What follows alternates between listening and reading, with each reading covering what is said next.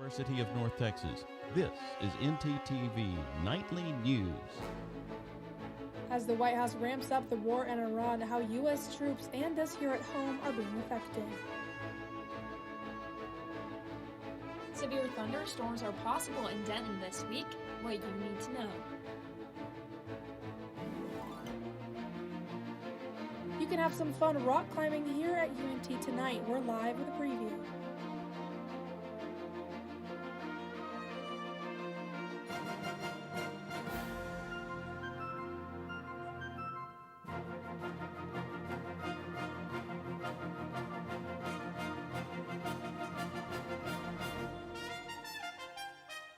Good evening. Thank you for joining us on NTTV Nightly News. I'm Maddie Holston. And I'm Annie Tomlin.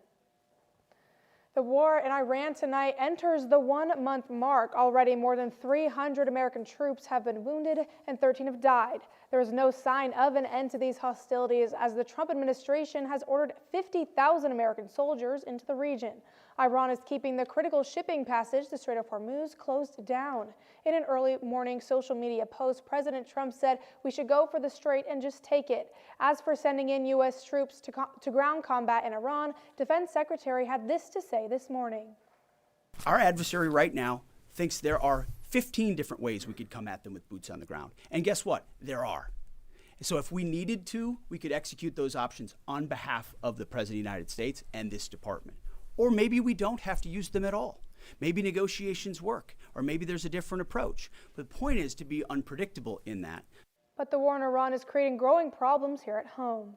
Gas prices have now hit the $4 mark with no signs of coming down anytime soon. Economists now say if the war goes on much longer, finding a job will also become a struggle and the economy will take a hit. Karen Kafa has more.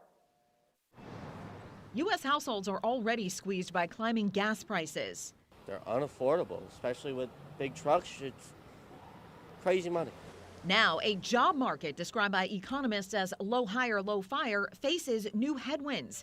After months of tariff uncertainty, the conflict in the Middle East has sent global oil prices soaring. When you add war on top of the existing uncertainty, they may be pushed to make tough decisions in coming weeks and months, whether that's to raise prices or to cut hours or workforce. Oil prices impact just about every hiring sector as businesses grapple with higher transportation, shipping, and fueling costs. Oil prices, the impact is immediate, and we saw that with gas prices that increased the week after the conflict began. Meanwhile, data released by the Labor Department Tuesday showed an already frozen jobs market. U.S. businesses added workers at the weakest pace since the onset of the pandemic, and the number of job openings dropped off between January and February. Elizabeth Renter, senior economist for NerdWallet, says as the conflict goes on, job searches will get more challenging. I think workers who are looking to this conflict to try to decide how it might impact a job search or their ability to maybe upgrade their job in coming months should really set their expectations at an appropriate level. And that is that finding a job is only going to get more difficult in the weeks ahead. Economists see hiring sectors like retail, hospitality, and leisure taking a hit as consumers pull back discretionary spending to absorb higher prices at the gas pumps. In Washington, I'm Karen Kafa. You know, it's interesting because so many people are about to be looking for summer jobs, Maddie. Well, I know we are. Yeah, I'm especially because I'm about to graduate. Well, it looks like it's shaping up to be a great summer. That's very it's true. Super sunshiny here. I know, and I hope it's going to be warm when I graduate as well. That's absolutely right. But let's talk about tonight's weather. Our anchor, Alex Martinez, is here to give us a first look. Alex? Thanks, Maddie. Yeah, super sunshiny is in fact what we are experiencing right now. Because if I walked here to the studio, it was quite warm, it was quite hot, especially in this black shirt. As you can see here, it's 83 for the current conditions, as well as it feels like 84. That is all thanks to that nice, strong wind. As the day goes on and as we slowly move into the night, we can see that it is going to be 79. Again, feels a little bit warmer than it actually is. That's all thanks to the wind.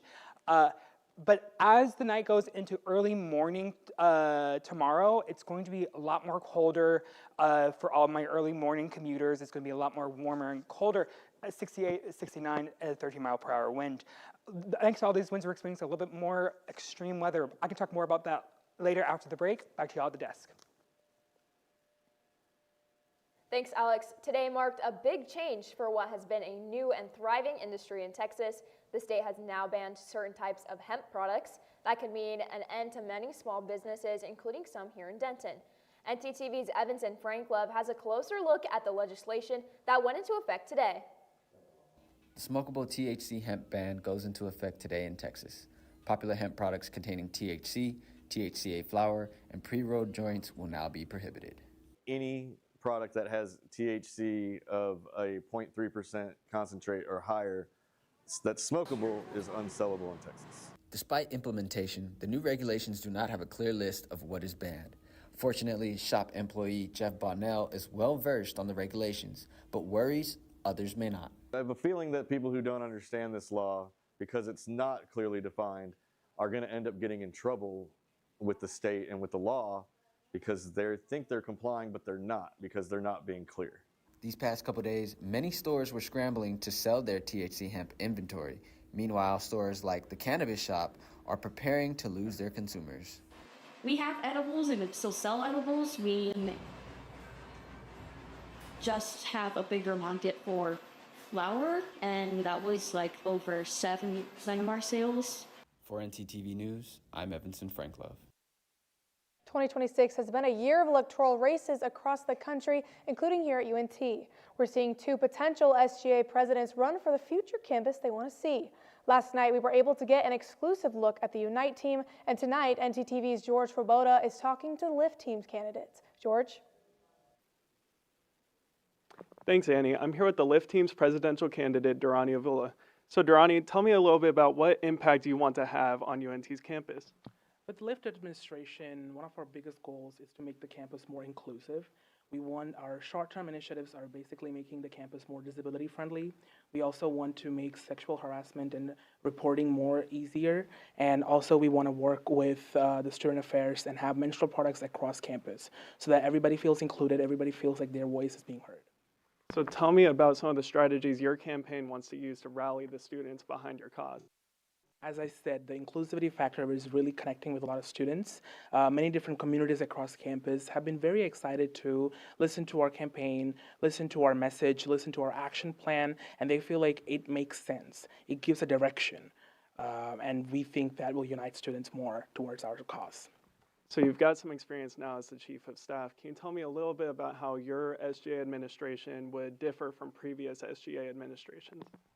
Our administration, we focus on something called the Continuous Student Engagement Initiative.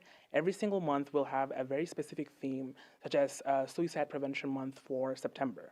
October is going to be Breast Cancer Awareness Month. So every single month is going to be very specific that'll focus on mental health or very individual needs, which will help students, and we really think that will help students in total, yeah. SGA elections are wrapping up on Thursday, so be sure to cast your vote online before then. Back to you guys at the desk. Thank you, George. Coming up, new updates on the UNT campus regarding a student's assault. And keep an eye to the sky. This week, severe thunderstorms are making its way to Denton. More information after the break. Good evening, my name is Amanda Hasbell, and I'm joining you here today in the Union Parking Garage. Today we're going to be going over how to drive safely in the parking garage. Let's go see. Oh my god, this girl just got hit by a car. Let's go see what happened. Ma'am, are you okay? Are you okay? Did you see that lady hit me with a car?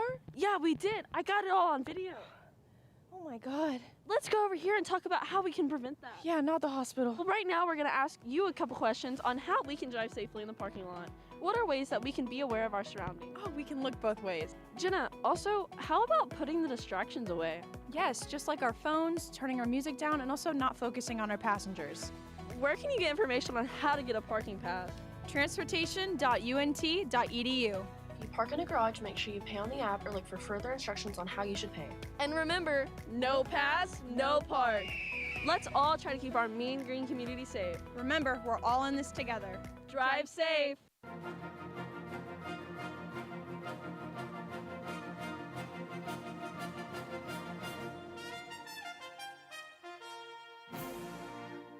In the wake of a sexual assault camp on UNT's campus, UNT police and survivor advocates remind students how they can be safe while meeting individuals from dating apps and social media. NTTV's Isabel Smith is live with more. Thanks, guys. The assault occurred March 12th inside of a student residence room in Joe Green Hall. The student was reportedly assaulted by the suspect they said they met on a social media or dating app. The suspect is described as a 25 to 27-year-old Indian male standing roughly 5'9".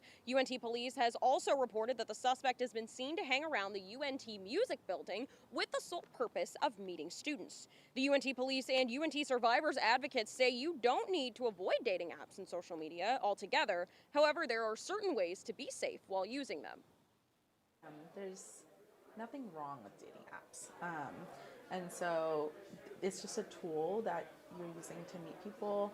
But we want to be able to use it in a safe way, just be informed about how we're using them. So when you're downloading the apps, just considering, why you're downloading the apps, what kind of expectations you have, and just being super clear when you're on the app and interacting with people about what your expectations are, what your boundaries are.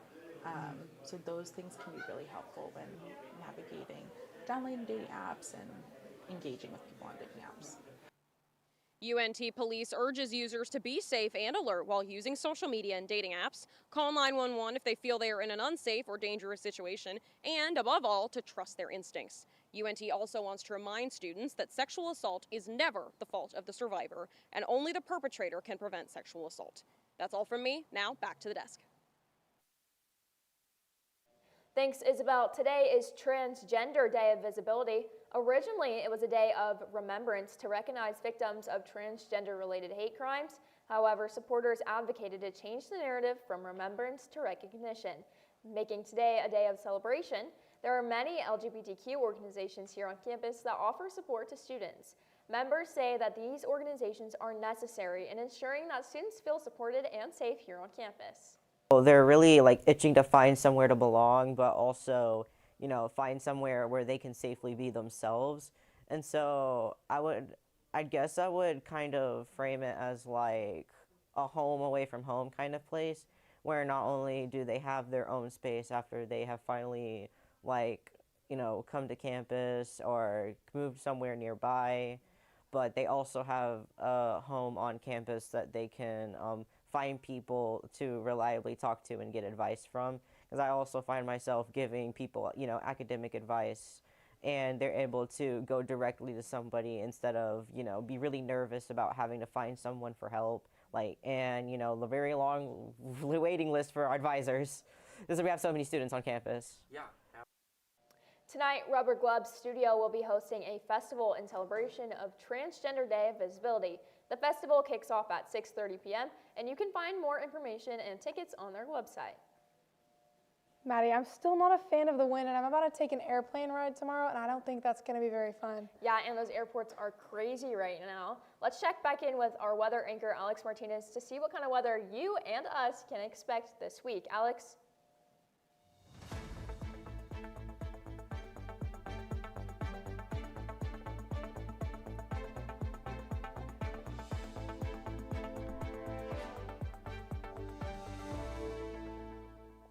Thanks, guys. All I have to say about you guys' flights and general plans, for right now, we are expecting a lot of really nice warm weather all around. As you can see here on the entirety of the DFW map, we have 85s, 84s, 83s, even an 86, all standing at this really nice, lovely, warm temperatures. It is a little bit hot, and that Texas heat is right around the corner. It's coming in for us, and especially as we zoom out into the statewide map, you can see here in Houston, 80, Austin, 85, 84 in Oklahoma City.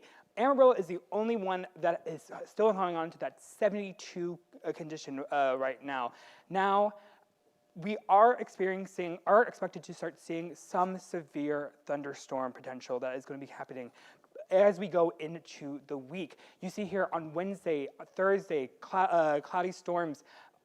Friday, Saturday, a high chance of rain and thunderstorms, even though the temperature is going to be 83 to 66.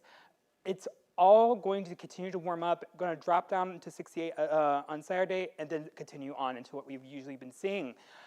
Now, as we continue on into the week, I have to warn you guys, there is a severe case of thunderstorm potential throughout the Dallas-Fort Worth area. Here's what we know so far.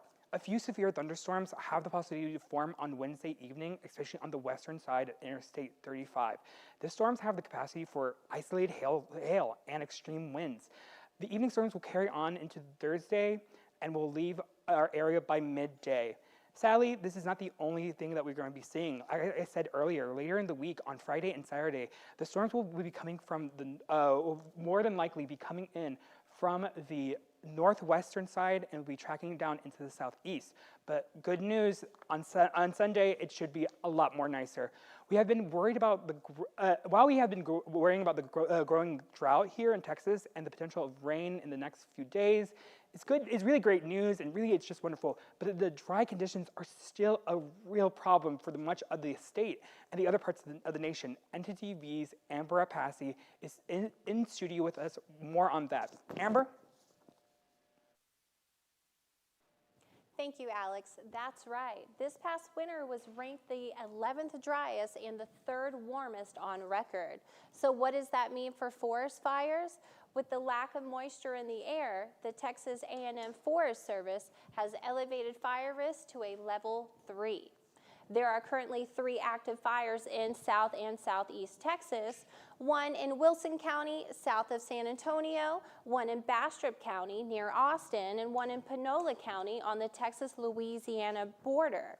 Dry weather causes dry land. Some people are using tractors, others are using lawnmowers to lower the fire risk. But in Colorado, they're using a different method to combat wildfires: goats. The owner of Goats Mowers says business is booming and the goats do a better job at clearing brush than us humans can. Not only do they prevent wildfires, but they allow sunshine, moisture, and oxygen to nourish the soil, making it a win-win. Fun fact, goats can cover half an acre in one day. So if you're looking for a new way to combat forest fires, hire a goat. Back to you ladies at the desk. Thanks, Amber. I really love the idea of goats helping to prevent fires. That's something I just learned right now. But with all the warm weather we've had, I was thinking about hitting the pool. But now we have a severe weather forecast. It looks like I might stay inside now. Yeah, well, I have just the thing for you, Annie. If you're looking to be indoors while also tapping into your creative side, our live shot reporter, Christina Orozco, has the solution. Christina? Thank y'all. I'm here at the Union where people are coming in to learn how to make their very own clay marionette puppets. This marks the first class of a 3-part program, and I'm here with their host of the event, Hannah. Hi, Hannah. Hi. Could you explain what today's event's like? What's happening today? Yeah, so as you said, we have a couple folks here who are making a little clay marionette puppet. So at the UAC, we host classes, which you have to sign up for in advance, and it's a bit more of an intensive class, which is really fun. Awesome. And then what are you expecting for your patrons or even yourself to get out of this event? Sure. I hope people just have fun. This is a new skill. It's a new skill for me too. And I'm really excited to see what everyone makes. Awesome. And then this is ideally what the final product should look like, right? Yes. Awesome. It's so fun. Well, if you guys are interested in the upcoming events on April 7th and April 14th, you guys are able to visit the Union Arts Center, reserve your spot, and sign up here at the UAC. Thank you guys, and back to y'all at the desk.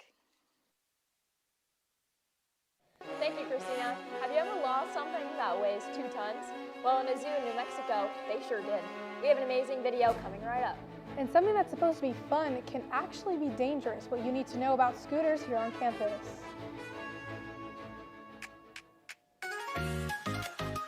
Property Brothers have won!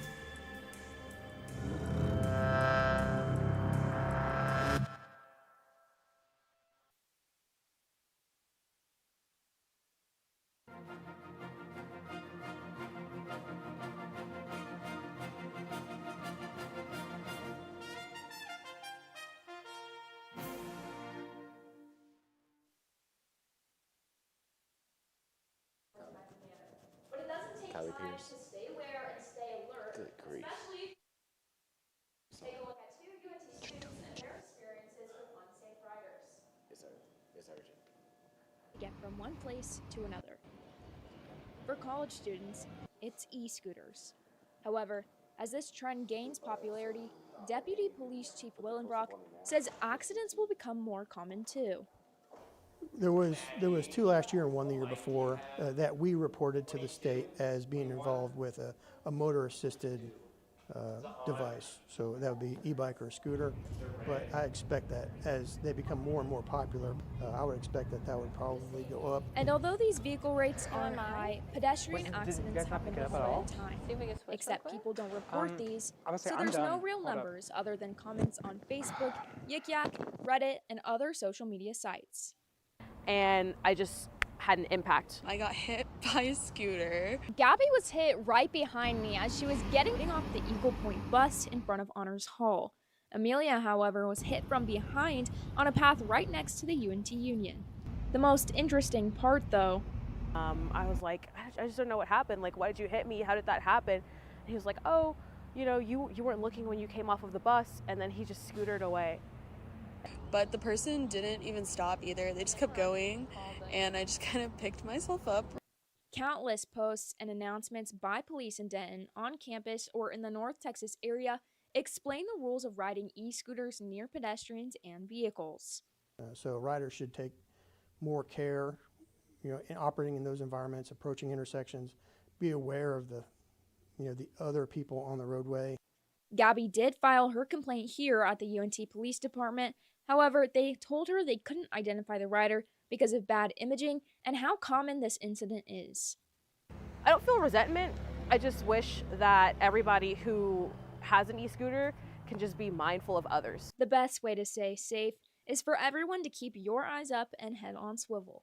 At TTV News, Maddie Holston. If you ever find yourself in a run or in a motor device accident, you can file a report at the UNT Police Department on Wilshire Street or call 940-565-3000 for the non-emergent number. You may have played this sport in your backyard with friends and family. Now it's joining the big leagues after NFL launches a professional flag football league. Partnering up with Tomorrow Sports, they aim to create a professional environment for both women and men's leagues. Pro Football Hall of Famers such as Tom Brady, Peyton Manning, and Stephen Young are helping drive the investment group.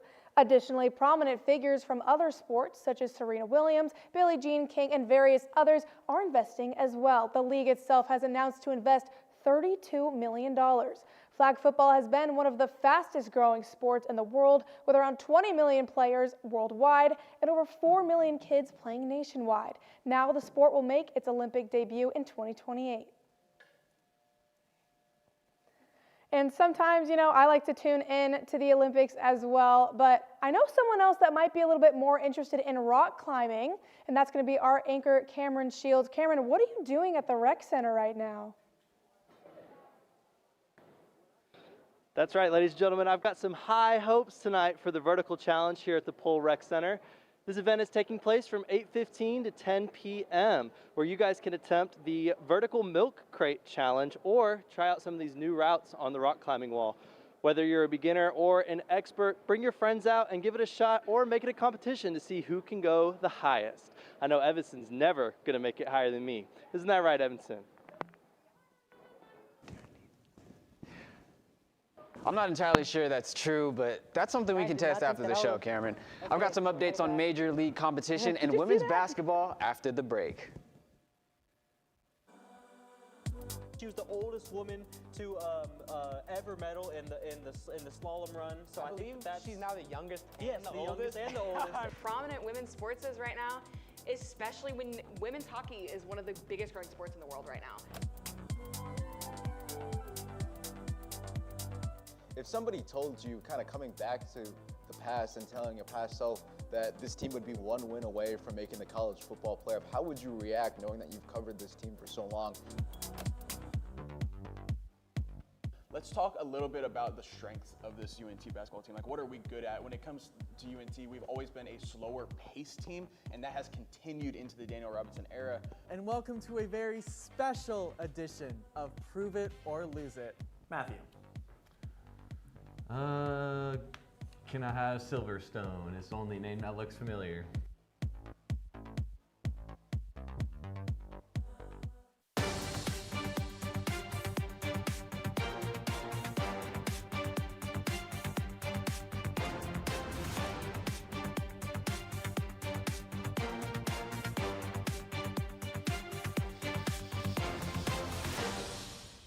The Texas Rangers are off to a fast start in 2026 after missing the playoffs. Each of the last 2 seasons, Texas fans have a reason to think their team could return to the World Series.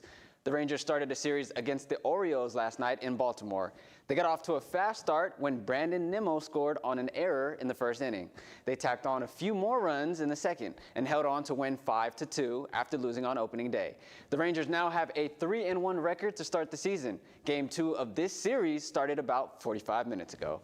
The Rangers' home opener is Friday against Cincinnati. Last night, the Seattle Mariners played a close game, celebrating a 2-1 walk-off win against the New York Yankees. Cal Raleigh secured the victory with a base hit down the right field line, which brought home the winning run. And finally, the Lone Star State will be representing in the women's Final Four. The top-seeded Texas Longhorns cruised to victory in last night's Elite Eight matchup against Michigan. Madison Booker led the Lady Longhorns with 19 points, and Texas beat the Wolverines 77-41. There was hope that we would see a second Texas team in the Final Four, but TCU was no match for South Carolina. The Gamecocks dominated the fourth quarter of last night's game on their way to a 78-52 victory. All 4 1 seeds advanced to the women's Final Four. Those games are on Friday, and I know I'll be watching, but back to you ladies at the desk. Thank you, Evanson. Don't you just hate it when you lose something? Well, zookeepers at a biopark zoo in New Mexico lost more than a set of keys this weekend. That is right. At about 7:30 Sunday morning, they were alerted that their Asian elephant Alice escaped from her enclosure and went into the guest area. Alice was able to break through a weaker spot in her enclosure, and then she ended up wandering around eating some plants and trees before zookeepers guided her back home using emergency protocols. The park director says that these protocols worked perfectly to keep staff, guests, and animals safe. Now they will work to reinforce their other enclosures at the zoo to address the elephant in the room and prevent any further animal escapes. You know, that's amazing that she actually made it back to her home so quickly. I guess it's true that elephants really never forget. Honestly, they don't. It's just great. I love it. Well, thank you for watching NCTV Nightly News. We'll see you guys tomorrow. Join us again tomorrow here at North Texas Television at noon and at 6.